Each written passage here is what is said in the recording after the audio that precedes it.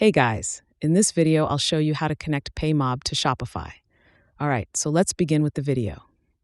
First of all, go to the dashboard of your Shopify store. Then click on Settings in the bottom left corner. Next, go to the Payments tab. Here you will see the option to add payment methods, so simply click on it. Then go to the Search by Provider tab and search for Paymob. Now, you can see that Paymob allows us to add multiple payment options.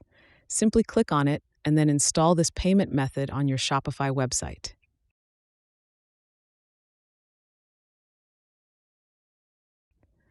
Once you have installed it, you will be redirected to the provider's website. First, you need to select your country, then enter your phone number and password to log into your Paymob account.